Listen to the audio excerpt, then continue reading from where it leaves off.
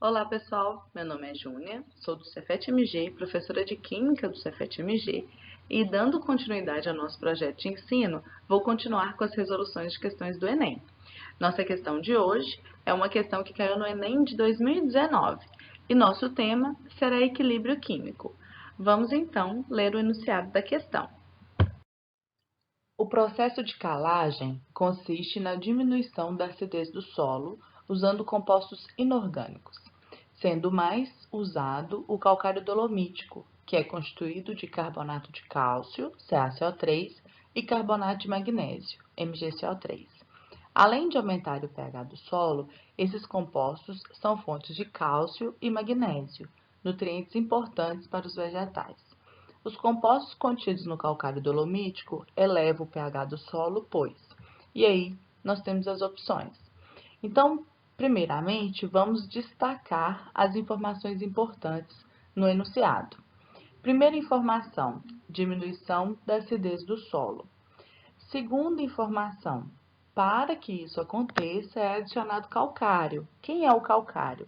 Carbonato de cálcio e carbonato de magnésio. Terceira informação, aumento de pH. Percebam que a primeira e a terceira informação trazem para a gente o mesmo significado químico, porque diminuir a acidez é elevar o pH. E agora nós devemos fazer então a hidrólise do sal, para ver que reação é essa. O enunciado nos trouxe que esse calcário é constituído de carbonato de cálcio e carbonato de magnésio. Ambos são carbonatos. Então, nós vamos usar o carbonato de cálcio para exemplificar essas reações, porque as reações vão ser muito parecidas. O carbonato de cálcio se solubiliza em água, formando o cálcio 2+, e o carbonato. Associado a esse equilíbrio, existe uma constante de equilíbrio, que aqui nós vamos chamar de constante de solubilidade. Mas é a mesma coisa. Por que ela recebe esse nome de constante de solubilidade? Porque esse é um equilíbrio de solubilidade. E o que nos diz o valor dessa constante? Nos diz sobre a solubilidade do sal. Quanto maior o kPf, mais solúvel é o sal. Quando esse carbonato de cálcio se solubiliza, forma o cátion e o ânion, nós devemos observar se esse cátion e esse ânion vão reagir com água. O cátion, que é o cálcio 2+, não reage com água, mas o carbonato reage. Então, nós devemos também observar essas reações. O carbonato reage com a água recebendo o H+ da água. Então, a água doa um H+. Quando a água doa o H+, a água está se comportando como ácido e o carbonato que recebe esse H+ é a base. Quando essa reação acontece no sentido direto, é formado o bicarbonato e o OH-. Então, existe associado a esse equilíbrio um Kb, porque o carbonato é uma base. Então, esse OH- formado dessa reação é que é responsável por diminuir a acidez do solo. O que seria diminuir essa acidez do solo ou aumentar o pH? Seria corrigir esse excesso de H+ que existe lá no solo. Como que esse OH- vai corrigir a acidez do solo? Essa acidez elevada, ela é causada por um excesso de H+. E o OH- reage com H+, formando água. Associado a esse equilíbrio, existe um K de equilíbrio, que é muito grande. O que significa um K grande? Significa que a formação de produtos é muito favorecida. A quantidade de produtos relacionada à quantidade de reagentes é muito maior. Quando a gente avalia esse K, esse KB, é um KB por volta de 10 elevado a menos 4. O que significa para a gente? Significa que a quantidade de produtos em comparação com a quantidade de reagentes é menor.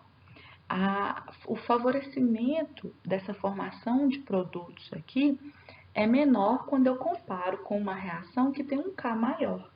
Então, é isso que o K representa para a gente. Quanto maior o K de equilíbrio, maior a formação de produtos. Esse OH- que está sendo produzido aqui, ele vai corrigir essa acidez. Percebam que os equilíbrios, eles estão todos interligados. Por quê? Existe um excesso de H+, que vai reagir com esse OH- e vai formar água. Mas esse OH- é produto dessa reação. Então, quando a gente reage esse OH- com H+, o que está acontecendo? Nós estamos retirando o produto desse equilíbrio. Quando a gente retira OH-, a gente desloca esse equilíbrio na formação de mais produtos. Quem são os produtos? O bicarbonato e o OH-. Percebam que quando eu desloco esse equilíbrio na formação de mais produtos, eu estou então diminuindo a quantidade de reagente. Mas esse reagente, que é o carbonato, ele é produto desse equilíbrio. Então, consumir mais carbonato significa retirar carbonato aqui. E quando esse carbonato é retirado, é favorecido uma maior solubilização do carbonato de cálcio.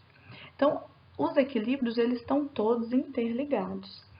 Não podemos esquecer que o bicarbonato também pode reagir com água. Esse bicarbonato, que se comporta aqui como base, reage com água, formando ácido carbônico e OH-. Esse OH- também pode ser usado, pode contribuir para diminuir a acidez desse solo, porque OH- é OH-, então OH- reage com H+, formando água. Percebam que esse KB é menor que esse KB.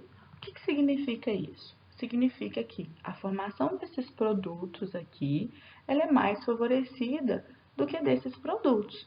Por quê? Eu tenho um KB maior. Então, essa reação acontece, é mais fácil desse carbonato receber o H+, do que o bicarbonato receber o H+. Mas isso não importa. O que importa é que as reações elas acontecem de modo a corrigir essa acidez do solo. Então, todas essas reações que vêm da solubilização do carbonato de cálcio, elas diminuem a acidez do solo e aumentam o pH. Como a gente falou antes, essas duas informações trazem a mesma informação química. Voltando aqui no enunciado, nós podemos destacar a última frase. Os compostos contidos no calcário dolomítico elevam o pH do solo, pois. E aí nós devemos analisar as nossas opções. Letra A. São óxidos inorgânicos. Quem? O carbonato de cálcio e o carbonato de magnésio. Eles não são óxidos, são sais. Vamos lembrar o que são óxidos. Os óxidos são compostos binários, onde um dos elementos é o oxigênio. Então, a letra A está errada. Letra B. São fontes de oxigênio? Existe alguma reação que o produto é o oxigênio? Não. Então, a letra B está errada. Letra C. O ânion reage com a água? Foi isso que nós discutimos nos slides anteriores. O ânion reage com a água e daí nós temos todas essas reações que foram discutidas baseadas nessa reação do ânion com a água.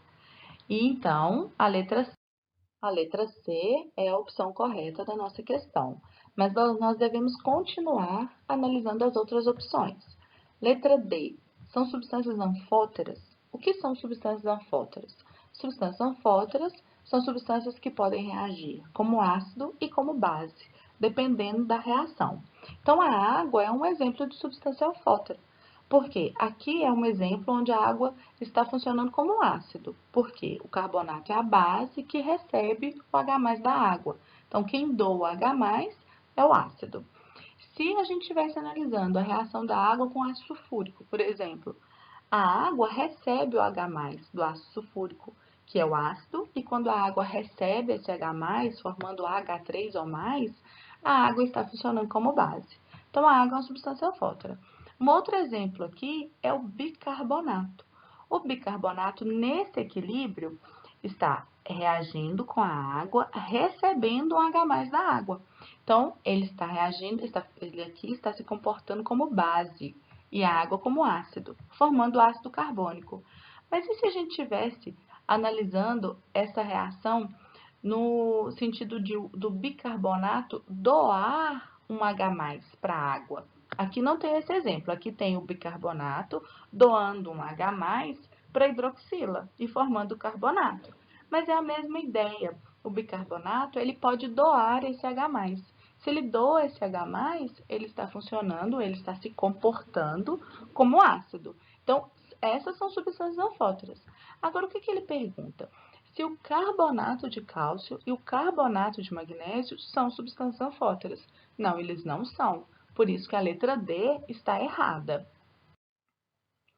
Letra E. Os cátions reagem com a água? A gente já viu, né? A gente já falou sobre isso, que o cálcio 2+ não reage com água. Então, a letra E também está errada. Então, pessoal, chegamos ao fim e a resposta correta da nossa questão é a letra C. Espero que vocês tenham aproveitado, gostado bastante de aprender um pouco mais de equilíbrio químico. Não se esqueçam, caso tenha ficado alguma dúvida, basta escrever nos comentários que eu vou ter o maior prazer em responder. Eu desejo tudo de bom para vocês nesse próximo Enem. Um beijo e até a próxima semana!